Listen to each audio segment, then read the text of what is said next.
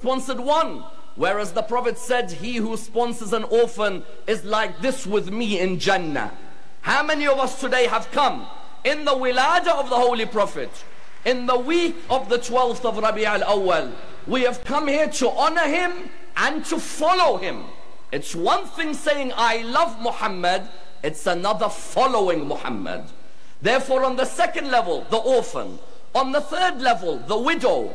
When Umar ibn al-Khattab's daughter Hafsa had nobody to marry, which man stood up and said, I will marry her?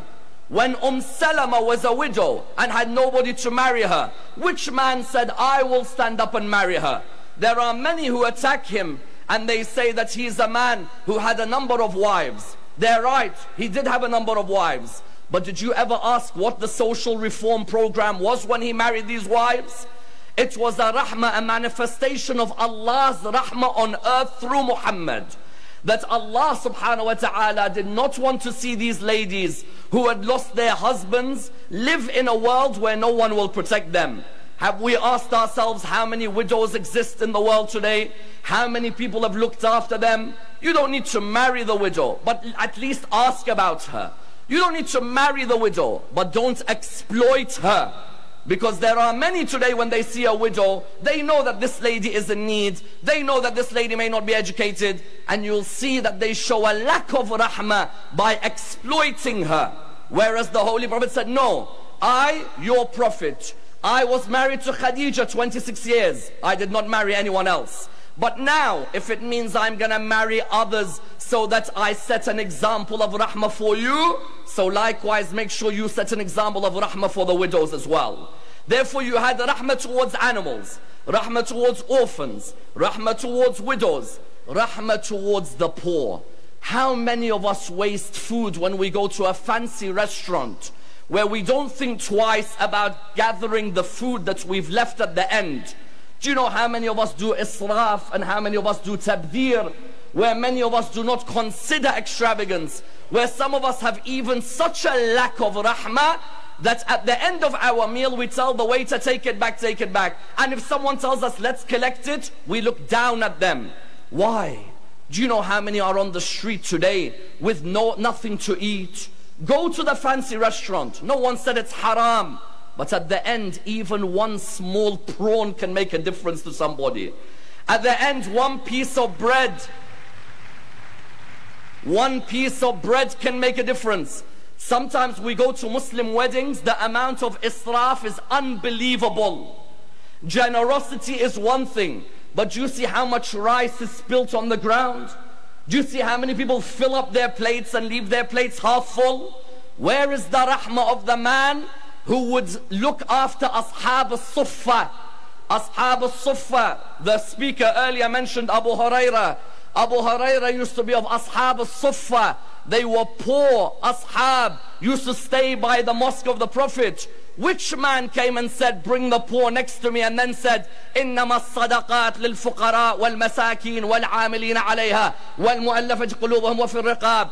One man came and said, get sadaqah together, get zakat together. Look at ways in which we can eradicate poverty. When Allah has been rahim to you by giving you wealth, be rahim by giving some of that wealth back to the creation of Allah subhanahu wa ta'ala.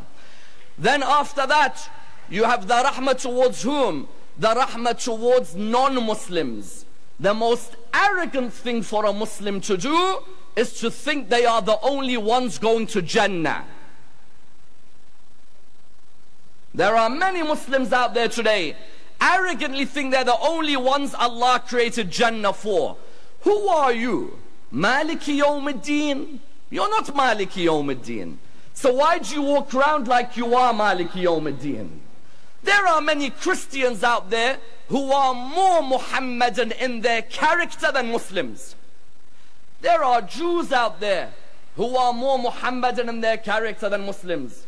There are others of no faith, but their akhlaq is the best akhlaq. When I see a non-Muslim, Ali ibn Abi Talib showed it beautifully when he said, people are of two types. They are either your brothers in faith or your equals in humanity. That's it. People are either my brothers in faith or my equals in humanity. When the Holy Prophet saw other non-Muslims, did he say kill them because they believe Jesus is the Son of God? Did he say kill them because they believe Moses is? No. قُلْ يَا أَهْلَ الْكِتَابِ تَعَالَوْا. Say, O people of the book, come. إِلَى كَلِمَةٍ سَوَاءٍ بَيْنَنَا وَبَيْنَكُمْ أَلَّا نَعْبُدَ إِلَّا اللَّهَ وَلَا نُشْرِكَ بِهِ شَيْئًا وَلَا يَتَّخِذْ بَعْضُنَا بَعْضًا أَرْبَابًا مِنْ دُونِ اللَّهِ. O people of the book, I ask all of your question here in this assembly. Torah is the book of the Jews, do you agree? Injil is the book of the Christians, do you agree? Quran is the book of the Muslims, do you agree? Why does Allah say, Ya Ahl al-Kitab, O people of the book, when they are three? Why doesn't Allah say, Ya Ahl al-Kutub, O people of the books? Because He wanted to show us that all of you, your books come from the same source. And that is me, Allah subhanahu wa ta'ala. If all of us reflected on this, that the Quran set a principle, that Ya Ahl al-Kitab, not Ya Ahl al-Kutub. O people of the book, Torah, Injil, Quran, no, all of it emanates from one place. Therefore, when you see a Christian, a person walked with Ali, the son-in-law of the Prophet, they went past the church. When they went past the church, the narration mentions that his companion said to him, I wonder how much shirk is being done in that church. Ali looked at the cup half full, and he said, I wonder how much Allah is being worshipped in that church. Likewise with us, if we are the people of Rahmah, let's stop condemning non-Muslims to hell and concentrate on getting ourselves into Jannah. And then finally, when you want to see the final piece of Rahmah, Rahmah towards our enemies. It's not easy to be merciful towards one's enemy. Our ego gets in the way. Our arrogance gets in the way. We live in a world of tit for tat. We live in a world where we want to cut people off. But you found the greatest example of mercy ever to be shown was when he became victorious in Mecca. Abu Sufyan, his arch enemy, was alive. You had people like Safwan bin Umayyah. You had people like Sufyan bin Umayyah. You had people like Habbar ibn al-Aswad, Abdullah al-Zaw'ari, Wahshi, the one who cut open his uncle on the day of Uhud. Yet the Holy Prophet looked at all of them. People were expecting the Holy Prophet to kill them because they thought that because they're his enemies, he's going to finish them. But he said, no, today is Yawm al-Marhamah. Today is the day of mercy. Today is a day where I show all of you that true power is not using it. It's to hold back from using it when you can use it. I can use power, but I won't, because more beautiful in the eyes of Allah is when I use rahmah instead of using force.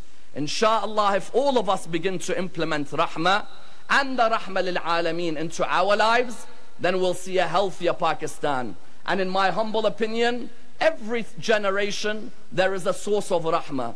The Holy Prophet was the first, his Ahlul Bayt one after the other, and even every generation since then.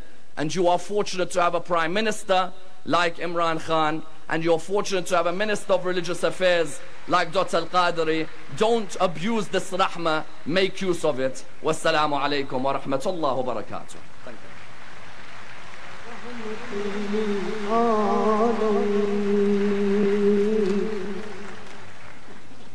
Thank you, Amar. Khawateen o Hazrat.